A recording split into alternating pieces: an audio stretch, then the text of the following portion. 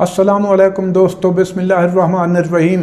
شیر صاحب نے فرمایا، بے وقوف، اور کوئی تجھے نظر آتا ہے کہ میں اسے کھاؤں؟ تجھے پتہ ہے کہ میں پورے 8 دن سے بھوکا ہوں۔ انسان نے دست بستہ عرض کیا شیر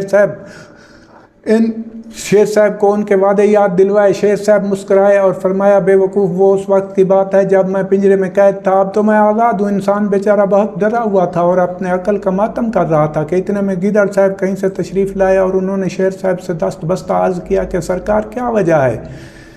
یہ انسان آپ سے بہت زیادہ تکرار کر رہا ہے۔ شیر صاحب نے فرمایا کہ اس بدتمیز آدمی نے مجھے پنجرے میں سے رہا کیا ہے، قید تھا میں، اب میں پنجرے میں سے رہا ہوں اور بھوکا بھی ہوں۔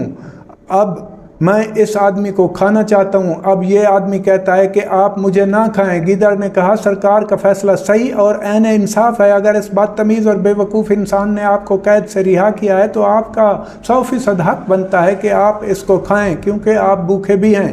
انسان نے گیدڑ صاحب سے عرض کیا کہ جناب، آپ مجھے علیحدہ 2 منٹ عنایت فرمائیں، مجھے شیر صاحب کا فیصلہ منظور ہے۔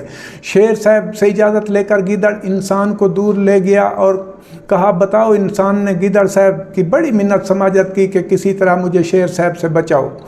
گیدڑ نے کہا کہ پھر مجھے کیا فائدہ ہوگا؟ انسان نے کہا، سرکار حکم فرمائیں۔ گیدڑ صاحب کو آنتیں بہت مرغوب ہوتی ہیں۔ گیدڑ نے کہا، پھر مجھے اپنی آنتیں کھانے دینا۔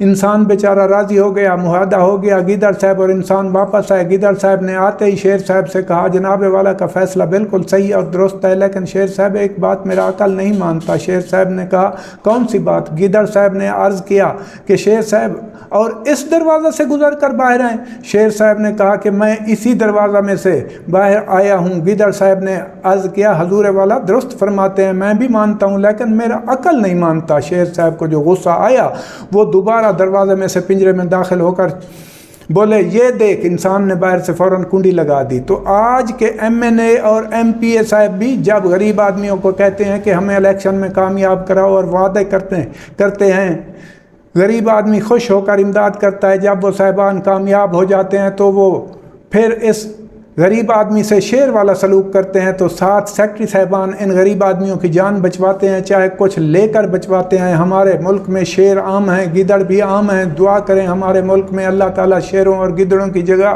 انسان بھیجیں، تاکہ اللہ تعالیٰ کی غریب مخلوق کو انصاف ملے۔